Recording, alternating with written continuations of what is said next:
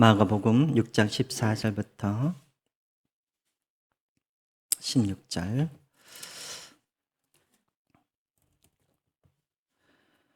14절부터 16절까지는 제가 봉독해 드리겠습니다. 이에 예수의 이름이 드러난지라 헤롯 왕이 듣고 이르되 이는 세례 요한이 죽은 자 가운데서 살아났도다. 그러므로 이런 능력이 그 속에서 일어나느니라 하고, 어떤 이는 그가 엘리야라 하고, 또 어떤 이는 그가 선지자니 옛 선지자 중에 하나와 같다 하되, 헤롯은 듣고 이르되 내가 목벤 요한 그가 살아났다 하더라 라고 되어 있습니다. 그리고 그 이후로 쭉 이제 헤롯의 세례 요한이 죽은 배경들이 나와 있고요. 그 다음에 이제 30절부터 44절까지 우리가 잘 알고 있는 오병이어의 기적입니다. 우리 한 절씩 교독하겠습니다. 사도들이 예수께 모여 자기들이 행한 것과 가르친 것을 낱낱이 고하니 이르시되 너희는 바로 한적한 곳에 가서 잠깐 쉬어라 하시니 이는 오고 가는 사람이 많아 음식 먹을 것도 없음이라. 이에 배를 타고 따로 한적한 곳에 갈새 그들이 가는 것을 보고 많은 사람이 그들인 줄을 안지라. 모든 고을로부터 도보로 그곳에 달려와 그들보다 먼저 갔더라. 예수께서 나오사 큰 무리를 보시고 그 목자 없는 양 같음으로 인하여 불쌍히 여기사 이에 여러 가지로 가르치시더라. 때가 되므로 가매 제자들이 예수께 나와 여짜오되 이곳은 빈들이요 날도 저물어 가니 무리를 보내어 두루 총과 마을로 가서 무엇을 사 먹게 하옵소서. 대답하여 이르시되 너희가 떡을 주라 하시니 여짜오되 우리가 가서 200데나리온 떡을 사다가 먹이리이까. 이르시되 너희에게 떡 몇 개가 있는지 가서 보라 하시니 알아보고 이르되 떡 5개와 물고기 2마리가 있더이다 하거늘 제자들에게 명하사 그 모든 사람으로 배를 지어 푸른 잔디 위에 앉게 하시니 때로 100명씩 또는 50명씩 앉은지라. 예수께서 떡 5개와 물고기 2마리를 가지사 하늘을 우러러 축사하시고 떡을 떼어 제자들에게 주어 사람들에게 나눠주게 하시고 또 물고기 2마리도 모든 사람에게 나누심에 다 배불리 먹고 남은 떡 조각과 물고기를 12바구니에 차게 거두었으며 같이 읽겠습니다. 떡을 먹는 남자는 5,000명이었더라. 아멘. 오늘 이 자리에 나오신 분들 또 가정에서 예배를 드리신 분들 모두에게 주님의 크신 은혜가 함께 하시기를 축원드립니다. 여러분, 오늘 이 본문의 말씀은 너무나 우리가 잘 알고 있는 오병이어의 기적의 말씀입니다. 설교자들이 가장 설교하기 힘든 게 뭐냐면 우리 성도님들이 너무나 잘 알고 있는 그런 본문들을 설교할 때 그때가 가장 힘듭니다. 왜냐하면 제가 설교하기 전에 여러분들이 이미 목사님이 무슨 설교를 하는지 나 다 알아. 다 이런 표정으로 예배를 드리기 때문에 그렇습니다. 자, 그런데 여러분, 오늘 이 본문, 이 오병이어 기적, 우리가 이미 여러 가지 많은 설교를 들으셨겠지만, 여러분, 제가 늘 여러분들에게 말씀을 드리지만, 어떤 한 본문을 우리가 이해하려고 그러면, 이 본문이 어디에 위치하고 있는지를 우리가 잘 알아야 됩니다. 예를 들자면, 왜 이 본문이 이 이야기 뒤에 와 있고, 그리고 이 이야기 뒤에 왜 또 이런 스토리가 나와 있는지, 그것들을 우리가 잘 비교해서 보아야 사실은 이 본문의 정확한 그런 의도를 우리가 잘 알 수 있습니다. 자, 저희가 시간이 너무나 길 것 같아서 앞에 것들을 다 여러분들에게 우리가 각자 읽지는 않았지만 오늘 사복음서의 오병이어의 기적은 사복음서에 다 나옵니다. 사복음서에. 이 말은 이 기적은 부인할 수 없는 그런 사실이라는 그런 뜻이겠죠. 근데 여러분, 요한복음만을 제외하고 마태나 마가나 누가복음 이 세 복음서에는 다 이 오병이어의 기적이 어디에 뒤에 나와 있냐면 헤롯이 세례 요한을 죽인 그 사건 바로 뒤에 바로 이 오병이어의 기적을 다루고 있다는 것입니다. 그렇다면 여러분, 우리가 이것을 쉽게 그냥 지나쳐 버릴 것이 아니라 그러면 대체 이 헤롯이 세례 요한을 죽인 이 사건과 그리고 오늘 이 오병이어의 이 기적이 어떤 연관성이 있는지를 우리가 그것을 잘 파악한다면 이 오병이어의 이 기적이 어떤 의미를 가지고 있는지를 우리가 잘 알 수가 있습니다.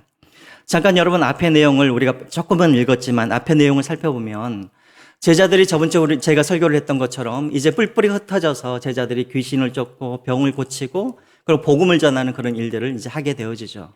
자, 그러면서 제자들이 가는 곳곳마다 놀라운 일들이 일어나고 그리고 이제 이 갈릴리 지역에서 소동이 일어나기 시작합니다. 자, 그런데 그 소식을 누가 듣게 되어지냐면 헤롯 왕이, 갈릴리 지역을 다스리고 있는 헤롯 왕. 정확하게 말하면은 헤롯 안티파스죠. 여러분, 우리가 잘 알고 있는 대헤롯 있지 않습니까? 예수님이 태어나셨을 때 그 지역을 담당했던 유대인의 왕이었던 헤롯. 그 아들이 바로 헤롯 안티파스인데, 이 헤롯 안티파스가 갈릴리 지역을 지금 다스리고 있는데요. 그 소식을 듣습니다. 그러면서 이제 질문을 하죠. 대체 예수가 누구냐? 예수가 누구냐? 자, 그럴 때 어떤 사람이 15절에는 어떤 사람이 그 예수는 엘리야입니다라고 말하는 사람들이 있고, 또 15절에 보면 또 어떤 사람들은 그 예수는 구약의 선지자 아니면 그는 선지자입니다라고 그렇게 보고를 합니다. 자, 그런데 16절에 보면은 이 헤롯 왕이 곰곰이 생각해 보다가 확신에 찬 말로 이제 이야기를 하죠. 아니다. 이 예수는 누구이냐면 내가 얼마 전에 내가 죽였던 그 세례 요한이 다시 환생한 것이다 라고 그렇게 말을 하게 되어집니다. 자, 그리고 우리가 이제 읽지는 않았지만 이제 17절부터 이제 29절까지는 세례 요한이 이제 죽은 그 배경이 나오고 있습니다. 여러분, 세례 요한이 언제 죽었죠? 세례 요한이 헤롯의 생일 잔칫날 세례 요한이 죽게 되어지죠. 여러분 다 알고 계시는 말씀이죠. 헤롯이 자기의 생일날 잔치를 베풀 때 갈릴리에 있는 모든 귀인들을 다 불러서 잔치를 베풉니다. 그리고 잔치가 무르익을 때 헤롯 왕의 딸 전설에는 살로메라고 나와 있는데, 살로메가 이제 아버지를 위해서 춤을 춥니다. 그래서 헤롯이 너의 소원이 무엇이냐, 너무나 기뻐서 너의 소원이 무엇이냐라고 물을 때 이 딸이 무엇을 요구합니까? 세례 요한의 목을 저에게 주십시오라고 요구를 하죠. 처음에는 이 헤롯 왕이 당황하다가 사람들 앞에서 이렇게 약속을 했기 때문에 왕의 체면에 또 그것을 거부할 수가 없어서 이제 그 세례 요한의 목을 베어서 소반에 담아 딸에게 주는 내용이 이제 담겨져 있습니다. 그리고 그 다음에 나오는 이제 내용이 무엇이냐면 바로 오병이어의 이 기적이라는 것이죠. 자, 그렇다면 오병이어의 이 기적은 무엇인가? 결론적으로 말씀을 드리자면 처음에 헤롯이 궁금해했던 것들, 예수가 누구이냐? 이 예수가 누구이냐? 그가 세례 요한이 환생한 사람이냐? 엘리야이냐? 선지자이냐? 이 의문에 대한 해답이 어디에 나와 있을까요? 바로 오병이어의 기적에 그 해답이 나와 있다라는 것입니다. 또 한 가지, 우리가 이제 그 이후로 또 한번 보겠지만, 헤롯 왕이 베풀었던 그 잔치와 그리고 오늘 오병이어의 이 기적, 사실은 이 기적은 단순한 기적이 아니라 예수님께서 광야에서 베푸신 잔치인 것이죠. 다시 말하면 이 오병이어의 기적은 헤롯이 베푼 그 잔치와 그리고 광야에서 예수님께서 베푸셨던 이 잔치의 차이가 무엇인지를 우리로 하여금 보게 하고, 우리로 하여금 어떤 잔치에 우리가 참여해야 되는지를 바로 오늘 오병이어의 이 기적을 통하여서 우리에게 보여주고 있다라는 것입니다. 자, 그러면 예수님이 과연 누구이신가? 우리가 오늘 본문을 통하여서 우리가 한번 보겠습니다. 자, 우리가 지난주에 보았던 것처럼 이제 제자들이 세상에 나아가서 복음을 전하고 이제 예수님이 계신 곳으로 다시 모이게 되어집니다. 자, 31절에 보시면 어떤 내용이 나오냐면 제자들이 복음을 전하면서 너무나 바쁘게 밥도 먹을 시간도 없이 그렇게 병을 고치고 복음을 전합니다. 여러분 얼마나 심신이 그렇게 지쳤겠습니까? 그래서 31절에 보시면은 예수님께서 제자들과 함께 제자들을 쉬게 하기 위해서 배를 타고 한적한 곳으로 그렇게 가시는 그런 내용이 나옵니다. 그런데 32절부터 이후로 보시면은 어떤 내용이 나옵니까? 제자들과 예수님이 배를 타고 한적한 곳으로 가시는데 어떻게 알았는지 이 무리들이 예수님이 가시는 그 목적지를 잘 알고 그 예수님을 제자들을 따라서 한적한 곳까지, 들판에게까지 이 무리들이 따라오는 그런 내용들이 나오고 있습니다. 여러분 한번 우리 권사님들, 우리 집사님들 계시는데 한번 물어볼게요. 우리 집사님들이 하루 종일 막 일을 하고 오셔가지고 이제 피곤해 죽겠는데, 그래서 이제 좀 쉬려고 하는데 남편이 밤 11시에 집에 와가지고 여보 밥 좀 차려 하면은 우리 권사님들은 아주 기쁜 마음으로 밥을 차려드리시겠죠? 아, 그렇습니까? 우리 권사님. 예. 우리 강전대 권사님도 기쁜 마음으로 차려줄 수 있을까요? 아마 기쁜 마음으로 차려줄 수 없을 것 같아요. 저 같으면 화가 나겠죠. 아니, 좀 쉬려고 그러는데 밤 11시에 밥을 달라고 그러면 그 밥을 어떻게 차려줍니까? 짜증나겠죠. 지금 예수님과 제자들이 처한 상황이 그런 상황입니다. 그동안 쉬지 않고 복음을 전하고 귀신을 쫓고 얼마나 힘이 듭니까? 그래서 한 곳에서 좀 쉬려고 왔는데 거기까지 사람들이, 무리들이, 그것도 한두 명이 아니라 5천 명의 사람들이. 여러분, 여기서 5천 명이라는 것은 남자만 5천 명이고 여자와 아이들을 다 합쳐보면 10,000명, 15,000명의 사람들이 그 예수님이 있는 곳으로 이들이 찾아왔다라는 것이죠. 그리고 예수님을 쉬지 못하도록 지금 예수님을 괴롭히고 있는 것입니다. 자, 그런데 여러분 34절 한번 보십시오. 예수님은 그 무리들을 향하여서 짜증내지 아니하시고 예수님께서 이렇게 반응을 하시죠. 우리 34절 한번 같이 한번 읽어볼까요? 같이 34절 시작. 예수께서 나오사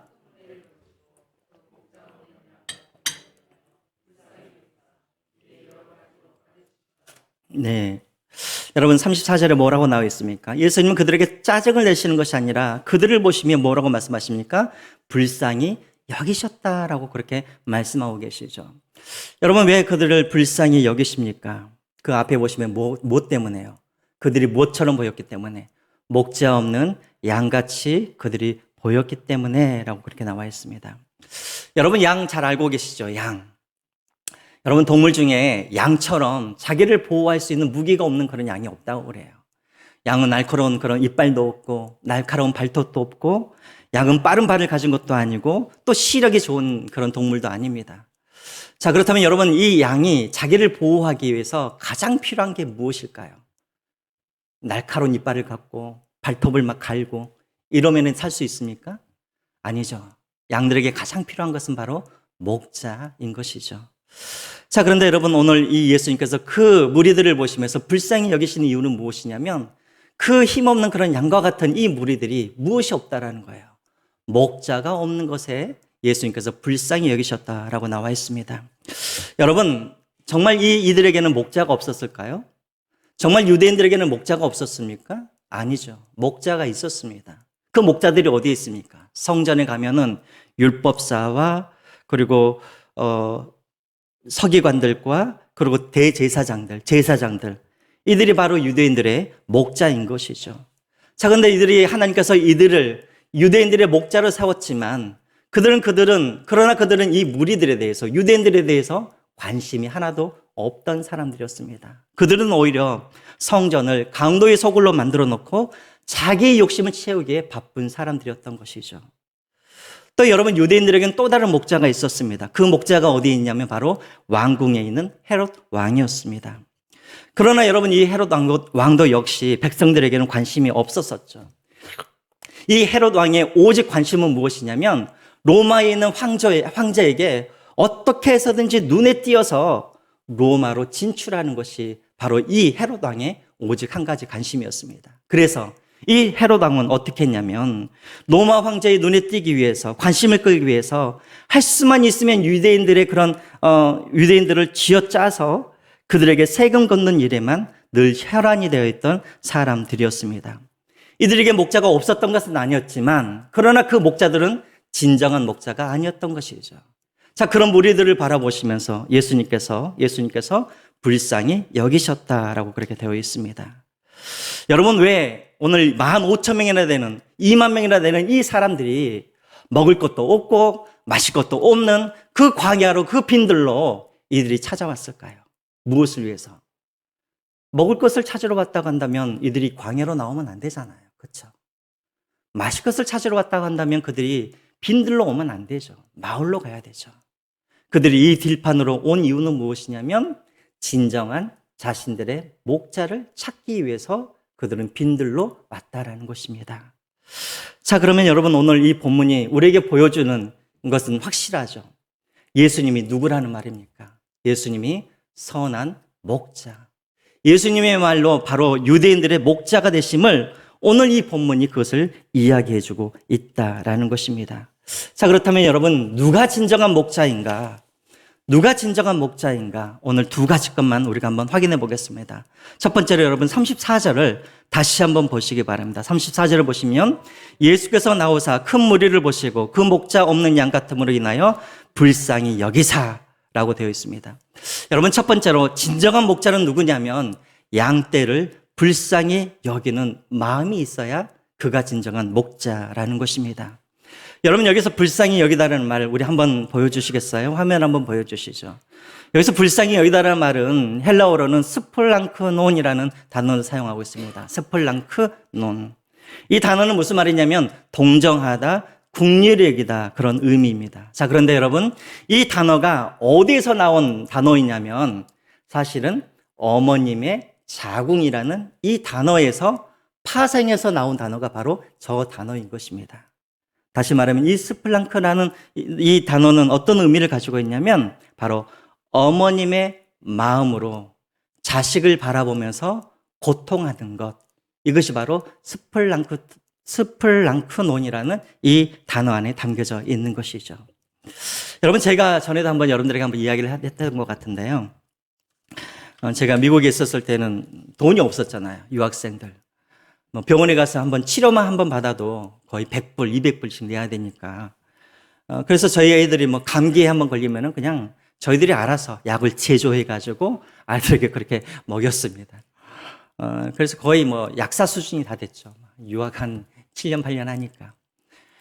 저희 아이들은 감기에 걸리면은 제일 먼저 오는 게 목감기예요. 그래서 온도, 이렇게 보면 열이 감기 한번 오면은 39도, 40도까지 막 그렇게 올라가요. 그러면 여러분 병원에는 데려갈 수가 없으니까 39도, 40도 되면은 이제 계속해서 애들한테 애들 그 몸에다가 이렇게 물찜질 해주고 또 막 이렇게 계속해서 약 먹이면서 그렇게 하는데요. 40도가 넘어가면은 애들이 힘이 없어가지고 축 처지더라고요. 그리고 잠을 못 자요. 너무 힘이 드니까.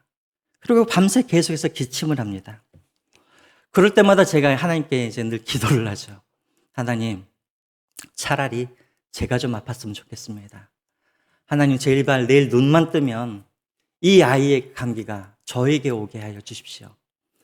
또 여러분, 우리 아이들이 심하게 아플 때는 어떤 기도도 하냐면, 하나님, 오늘 저녁에 나의 생명을 주님께 나의 생명을 빼앗아 가도 괜찮으니 제발 우리 딸을 고쳐주십시오. 이런 기도가 여러분 절로 나오는 거예요. 아마 여러분들도 마찬가지일 거예요. 여러분들도 아마 그런 분들 많이들 그렇게 하셨겠죠. 자녀들을 위해서 주님, 차라리 저의 생명을 거둬가시고 우리 아이를 살려주십시오. 아마 부모님들이라면 모두 한 번씩 이런 기도를 다 해보셨을 것입니다. 여러분, 부모는 내가 아픈 것보다 더 힘든 게 뭐냐면 내 자식이 아프고 고통스러운 것이죠.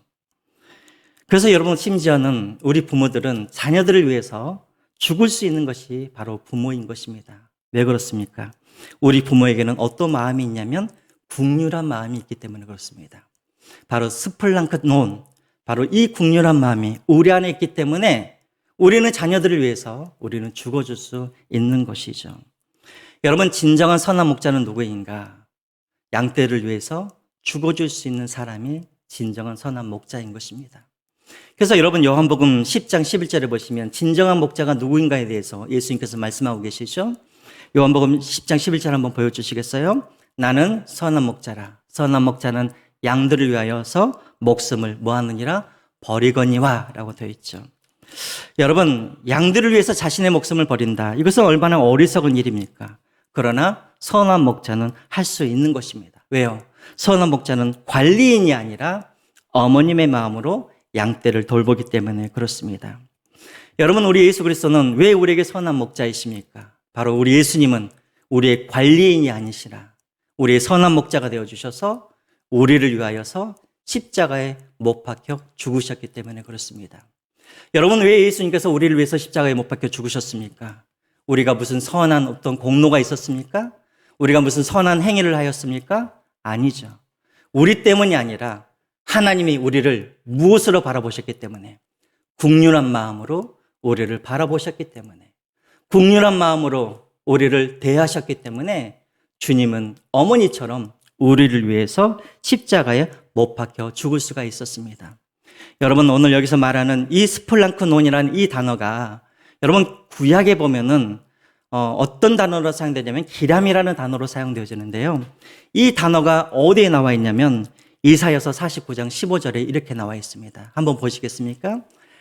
한번 같이 한번 읽어보겠습니다. 시작. 여인이 어찌 그 젖먹는 자식을 잊겠으며 자기 태어난 아들을 긍휼히 여기지 아니하겠느냐. 여기서 말하는 이 긍휼히 여기다라는 이 단어가 오늘 우리가 본 불쌍히 여기다라는 이 단어와 똑같다라는 것입니다. 여러분, 우리 예수님은 어떤 분이신가?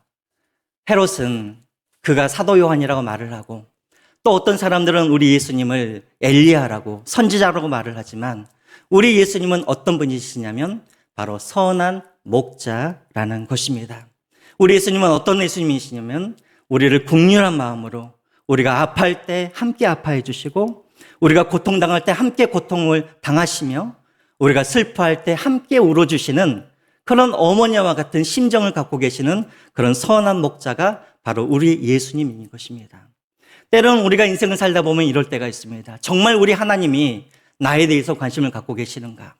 정말 하나님이 내가 지금 당하고 있는 이 고통을 지금 이해하고 계시는가? 정말 하나님이 내가 지금 당하고 있는 이 슬픔을 예수님은 알고 계시는가? 우리는 때로는 우리는 하나님에 대한 사랑에 대해서 의심할 때가 있죠. 그러나 여러분, 우리 하나님은, 우리 예수님은 어떤 분이시냐면 바로 어머니와 같은 그런 긍휼한 마음으로 우리와 함께 아파해 주시고, 우리와 함께 고통을 당하시며, 우리와 함께 슬퍼하시는 그런 선한 목자이심을 여러분들이 기억하시기를 바랍니다.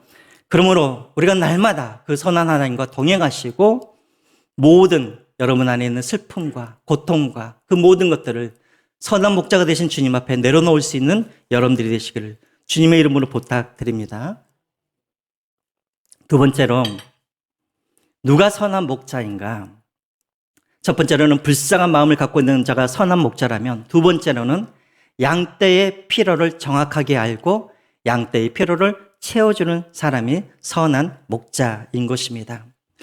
여러분, 우리 예수님은 불쌍한 마음만 갖고 있었던 것이 아닙니다. 우리 예수님은 불쌍한 마음만 갖고 있는 것이 아니라 양떼들의 필요가 무엇인지를 알고 그 필요를 채워주시는 분이 우리 예수님이십니다. 여러분, 마가복음에 보시면은 오늘 여기에 나와 있는 이 단어, 이 불쌍히 여기다라는 단어가 여러 군데에 나오는데요.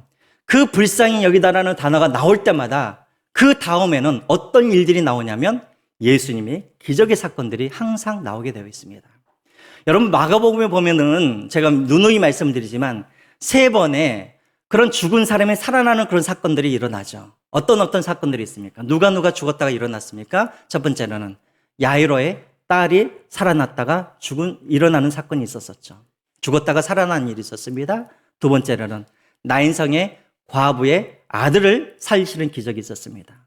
세 번째로는 누가 다시 살아났습니까? 나사로가 살아나는 그런 일들이 있었었죠. 근데 여러분들이 오늘 집에 돌아가셨다가 보시면, 다시 한번 찾아보시면 항상 그 사건이 일어날 때마다 어떤 단어가 나오냐면 바로 오늘 이 단어, 불쌍히 여기시다라는 이 단어가 항상 나온다는 거예요. 뿐만 아니라 우리가 이미 보았지만 마가복음 1장에 보시면은 예수님께서 문둥병자를 고치시는데 그 문둥병자를 고치실 때도 그 앞에 어떤 단어가 나오냐면 불쌍히 여기시다라는 단어가 나오고요. 그 다음에 바디메오를 고치셨을 때도 그 앞에 무슨 단어가 나오냐면 불쌍히 여기시다, 긍휼히 여기시다, 이 단어가 항상 나온다라는 것입니다. 다시 말하면 우리 예수님은 우리와 함께 고통도 당하시고 슬퍼하시지만 그냥 슬퍼만 하시는 예수님이 아니라 어떤 예수님이냐면 우리의 문제를, 우리의 필요를 아시고 그 필요를 채워주시는 그런 예수님, 그런 선한 목자라는 것입니다. 여러분, 이것이 우리 부모와 예수님의 차이인 거예요. 우리 부모도 아이들의 그런 아픔을 때로는 알죠. 우리 부모들도 아이들이 아플 때 나도 아프고, 아이들이 고통당할 때 나도 고통당하고, 아이들이 슬퍼할 때 나도 슬퍼합니다. 그런데 문제는 무엇이냐면 우리 자녀들의 문제를 해결해 줄 수 있는 능력은 없다라는 것이죠. 그러므로 여러분, 우리는 정확하게 말하면 우리 자녀들의 선한 목자가 되어줄 수가 없는 것입니다. 왜냐하면 긍휼한 마음만 가지고는 되는 게 아니기 때문에 그렇죠. 긍휼한 마음과 함께 무엇이 있어야 되냐면 양떼들의 필요를 알고 그 필요를 채워줄 수 있는 그런 능력을 가지고 있어야 한다는 것이죠. 이런 면에 있어서 우리 예수님은 바로 선한 목자가 되신다라는 것입니다. 자, 그런데 여러분, 오늘 본문을 보시면 예수님께서 이 무리들의 필요를 채워주시는데 그 순서를 우리가 정확하게 잘 알아야 됩니다. 우리는 항상 이 본문을 보면 예수님께서 떡 5개와 그리고 물고기 2마리로 이 백성들의 그런 배고픔과 허기짐을 채워주셨구나. 우리가 그렇게 이해를 하지만, 거기에만 관심을 갖고 있지만, 그러나 예수님이 그들의 육체적인 필요를 채우기 전에 먼저 그들에게 채워준 것이 있습니다. 다시 한번 여러분 34절을 한번 보십시오. 34절 제일 뒤에 보면은 어떤 말이 나오냐면 한번 보시겠습니까? 그들을 불쌍히 여기사 이에 뭐라고 되어 있습니까? 여러 가지로 가르치더라 라는 말이 나오죠. 여러분 마가복음에는 예수님께서 가르치다라는 이 단어가 19번이 나오는데요. 18번은 그냥 가르치다라는 그런 단어가 나오는데 오늘 이 본문에만 어떻게 나오냐면 여러 가지로 가르치다라고 오늘 이 본문에만 그렇게 나와 있습니다. 자, 왜 예수님께서 다른 본문에서는 그냥 가르치다라고 나오는데 여기에서만 여러 가지로 가르치다라고 나와 있을까? 그 앞에 불쌍히 여기셨기 때문에.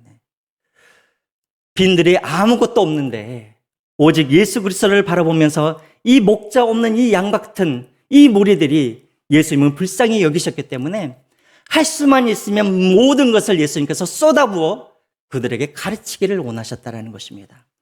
할 수만 있으면 아는 모든 지식, 아는 모든 비유를 다 가지고 예수님은 이들에게 먼저는 무엇을 주셨냐면 영적인 필요를 먼저 채워주셨다는 것이죠. 복음에 대해서 말씀하시고 예수님 당신이 누구인지를 말씀하시고 내가 왜 이 땅에 오셨는지를 말씀하시고 하나님의 나라가 어떤 나라인지를 먼저 예수님이 그들에게 가르치셨다는 것입니다. 여러분 기억하십시오. 예수님은 항상 육체적인 어떤 필요를 채우기 전에 예수님은 먼저 영적인 필요를 채워주셨다는 것입니다. 왜 그렇습니까? 육체적인 필요는 영원하지가 않기 때문에 그런 것이죠. 육체적인 필요는 오늘 하루 자고 일어나면 또 배가 고프고 또 마셔야 되고 이 육체적인 필요는 항상 반복적으로 채워줘야 하지만 그러나 이 영적인 이 필요를 채워줘야 영원히 이 백성들이 목마르지 아니하고 영원히 배부르지 않기 때문에 그렇다라는 것입니다. 그래서 여러분 요한복음 6장 35절을 한번 보시기 바랍니다. 예수님께서 이렇게 말씀하시죠. 그리고 같이 한번 읽어보겠습니다. 시작. 예수께서 이르시되 나는 생명의 떡이니 내게 오는 자는 나를 믿는 자는 영원히 목마르지 아니하리라. 여러분 우리도 그런 것을 많이 경험을 하죠. 돈을 벌어도 내가 성공을 해도 또 내가 목표한 것을 이루어도 나의 그런 어떤 내 안에 있는 그런 영적인 그런 허무함, 영적인 그런 허기짐, 영적인 목마름들이 해결되지 아니하는 것을 우리가 많이 경험하게 되었습니다. 왜 그렇습니까? 이것은 육적인 것으로는 절대로 해결할 수 없는 것이기 때문에 그런 것이죠. 그래서 예수님은 이 목자 없는 이런 불쌍한 양떼들에게 먼저 예수님은 무엇을 채워주시냐면 바로 영적인 필요를 그들에게 먼저 채워주시는 것이죠. 뿐만 아니라 예수님은 영적인 필요만 채워주시는 것이 아니라 그것을 채워주신 다음에 그 다음에 무엇을 채워주십니까? 육적인 필요까지도 그들을 채워주고 있습니다. 우리 예수님은 어떤 예수님이신가? 선한 목자이십니다. 어떤 목자이십니까? 우리의 영적인 필요뿐만 아니라 우리의 육적인 필요까지도 다 채워주시는 그런 예수님이라는 것이죠. 여러분 저를 한번 보십시오. 여러분들이 복음서를 보시면 항상 어떤 사람들이 먼저 예수님 앞에 나와서 어떤 문제를 가지고 나올 때 예수님이 단 한 번도, 아니 딱 한 번 있습니다. 단 한 번도 자기에게 나온 사람들을 빈손으로 보낸 적이 없었습니다. 근데 딱 한 사건만 빈손으로 돌아가게 합니다. 이 사건이 어떤 사건일까요? 부자 청년이죠. 부자 청년. 부자 청년이 영생의 문제를 가지고 예수님 앞에 나와서 이 문제를 내려놓습니다. 그런데 무엇이 문제였습니까? 자신 안에 있는 물질의 문제에 걸려 넘어진 것이죠. 그리고 이 청년은 빈손으로 예수님을 떠나게 됩니다. 이 사건 외에는요, 어떤 사람이건 어떤 문제를 가져오건 예수님 앞에 가지고 나오면 예수님은 단 한 사람도 빈손으로 보내지 않냐고 그들의 문제를 다 해결해 주셨다는 것입니다. 문둥병자가 나오면 그의 문둥병을 해결해 주시고 또 맹인이 오면은 그 맹인의 그런 눈을 뜨게 하게 하시고, 또 심지어는 죽은 자의 자식을 이렇게 문제를 가지고 나오는 사람들에게는 예수님께서 그 자녀에게 생명을 주심으로 말미암아 이 자녀를 다시 그 부모의 품으로 보내주심으로 말미암아 우리 예수님은 어떤 예수님이신가? 자기에게 오는 사람들에게 절대로 빈손으로 보내지 아니하시는 예수님이라는 것을 우리가 기억해야 한다는 것입니다. 여러분, 오늘도 우리도 마찬가지입니다. 우리 예수님, 절대로 우리가 하나님 앞에 나아가서 우리가 기도할 때 우리 예수님은 절대로 우리를 빈손으로 보내시는 그런 하나님이 아니시라는 것을 여러분들이 믿으시기 바랍니다. 그 약속이 어디에 나와 있냐면 마태복음 7장 7절부터 11절에 바로 그 약속이 나와 있는 것이죠. 우리가 너무나 잘 알고 있는 말씀입니다. 같이 한번 읽어볼까요? 시작. 구하라 그리하면 너희에게 주실 것이요 찾으라 그리하면 찾아낼 것이요 문을 두드리라 그리하면 너희에게 열릴 것이니 구하는 이마다 받을 것이요 찾는 이마다 찾아낼 것이요 두드리는 이에게는 열릴 것이라. 너희 중에 누가 아들이 떡을 달라 하는데 돌을 주며 생선을 달라 하는데 뱀을 줄 사람이 있겠느냐? 너희가 악한 자라도 좋은 것으로 자식에게 줄 알거든 하물며 하늘에 계신 너희 아버지께서 구하는 자에게 좋은 것을 주시지 않겠느냐? 여러분, 우리 예수님은 선한 목자이십니다. 어떤 목자이십니까? 그에게 나오는 자들에게는 절대 빈손으로 보내지 아니하시는 그런 목자이십니다. 우리 예수님은 절대로 오는 자들을 외면하시거나 박대하시는 분이 아닙니다. 또 때로는 우리가 잘못된 것을 구할지라도 너는 왜 그런 것만 구하냐고 우리가 꾸짖지 아니하시고, 우리가 잘못된 것을 구하면 우리 예수님은 그것을 수정하여 주셔서 우리가 원하는 것이 아니라 우리에게 가장 좋은 것을 주심으로 말미암아 우리에게 늘 좋은 것을 주시는 그런 예수님이라는 것입니다. 그러므로 사랑하는 성도 여러분, 오늘 또 그 긍휼히 여기시는 그 예수님, 그리고 우리의 필요를 잘 알고 계시고 그 필요를 채워주시는 그 선한 목자 되신 예수님이 바로 오늘 우리와 함께 계시고 오늘 우리와 동행하고 계신다는 것을 여러분들이 기억하시기 바랍니다. 그러므로 여러분 기도하실 때 걱정하지 마십시오. 내가 이 기도를 드리면 우리 예수님이 혹시라도 잘못된 기도를 드렸다고 꾸중하지 아니하실까? 때로는 우리가 여러분 잘못된 기도를 할지라도 우리 예수님은 그 기도를 들으시고 우리에게 가장 좋은 것으로 주시는 예수님이심을 여러분들이 기억하시기 바랍니다. 그러므로 날마다 선한 목자가 되신 그 예수님과 동행하시는 여러분들이 되시기를 주님의 이름으로 부탁드립니다. 자, 그러면 여러분 오늘 결론은 이것입니다. 이 오병이어의 기적이 무엇을 오늘 말해주고 있냐면, 이스라엘 백성들의 진정한 선한 목자는 헤롯도 아니고 당시의 종교 지도자도 아니고 오직 예수 그리스도가 선한 목자라는 것을 오늘 오병이어의 기적을 통해서 우리에게 보여주고 있는 것입니다. 자, 그렇다면 여러분 여기서 이야기가 끝나는가? 그렇지 않죠. 이제 마지막으로 이 이야기는 우리에게 한 가지 질문을 던지고 있습니다. 여러분, 우리가 읽지는 않았지만 여러분 헤롯의 생일날 베풀었던 여러분 그 잔치를 한번 생각해 보십시오. 그리고 그 잔치와 오늘 이 광야에서 예수님께서 베푸셨던 그 광야의 잔치를 한번 여러분 비교해 보시기 바랍니다. 먼저 여러분 헤롯의 잔치는 어디에서 여러분 열렸습니까? 바로 왕궁에서, 화려한 왕궁에서 그 잔치가 벌어졌었죠. 그러나 여러분 오늘 예수님께서 베푸신 이 잔치는 볼품없는 곳, 아무것도 없는 빈들에서 베풀어진 잔치입니다. 또 여러분 헤롯의 생일 잔치는 누가 초대되었냐면 특별한 사람들만 초대되었습니다. 여러분 오늘 21절을 여러분들이 보시면 대신들과 천부장들과 그리고 갈릴리 귀인들만 그 생일 잔치에 참여하였다라고 나와 있습니다. 그러나 오늘 들판에서 베풀어진 이 잔치는 남자 5,000명, 그 외의 여자와 노인과 그리고 아이들이 참여했던 잔치였습니다. 다시 말하면 이 잔치는 어떤 잔치였냐면 누구나 참여할 수 있는 그런 잔치, 누구에게나 열려있는 잔치, 누구나 배고프면 목마르면 누구나 참여할 수 있는 이 잔치가 바로 광야의 잔치였다라는 것입니다. 또한 여러분 음식을 한번 비교해 보시기 바랍니다. 여러분 헤롯의 잔치에는 어떤 음식이 준비되어 있겠습니까? 온갖 산의 진미와 그리고 화려하고 진귀하고 다양한 음식이 준비되어 있었을 것입니다. 근데 여러분, 빈들에 있는 그 잔치는 어떤 음식이 있었습니까? 그냥 마른 버린 떡들, 그리고 비린내 나는 그런 생선들만 있었던 그런 잔치였습니다. 자, 그런데 여러분, 이 잔치의 마지막은 어떻습니까? 잔치의 마지막. 여러분, 헤롯의 잔치의 마지막은 어땠습니까? 잔치는 화려하였지만 그 마지막은 무엇으로 끝났냐면 세례 요한의 죽음으로 끝난 잔치였다라는 것이죠.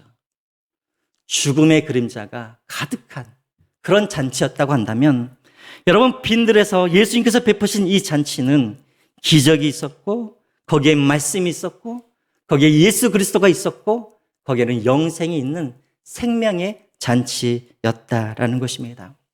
여러분, 헤롯의 잔치는 무엇을 상징하냐면 바로 우리 눈에는 화려하게 보이나 생명이 없는 세상을 상징하고 있는 것입니다. 그렇다면 여러분, 예수님께서 베푸신 이 잔치는 무엇을 상징하냐면 비록 화려하지는 않지만 초라해 보이지만 그러나 생명이 있는 하나님의 나라를 상징하고 있는 것이죠.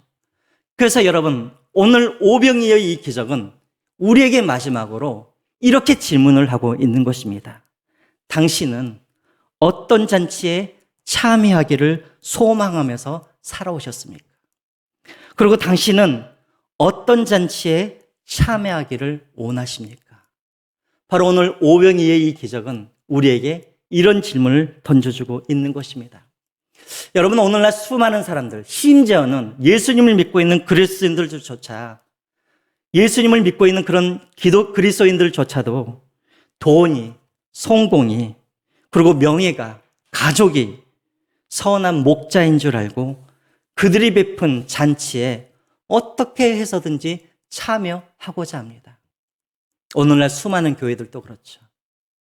겉으로는 예수님을 믿는다고 하지만, 겉으로는 예수님을 선한 목자라고 한다고 하지만, 오늘날 수많은 교회도 무엇을 지향하고 있냐면 화려하고 풍성하고 그리고 보기 좋고 매력적인 그런 세상의 잔치를 향하여 교회들이 가고 있다는 것입니다.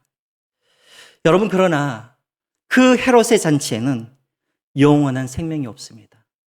헤롯의 잔치에는 오직 죽음뿐만이 있을 뿐입니다.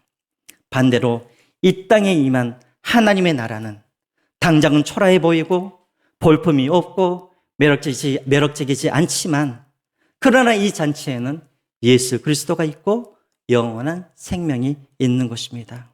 사랑하는 성도 여러분, 화려하지만 그러나 결국 죽음뿐인 이 세상의 잔치에 여러분들이 참여하기를 원하십니까? 아니면 화려하지는 않지만 그러나 선한 목자가 베푸신 예수 그리스도께서 베푸신 하나님의 나라의 잔치에 참여하기를 원하십니까? 이것이 바로 오병이어의 기적이 우리에게 던지는 질문입니다.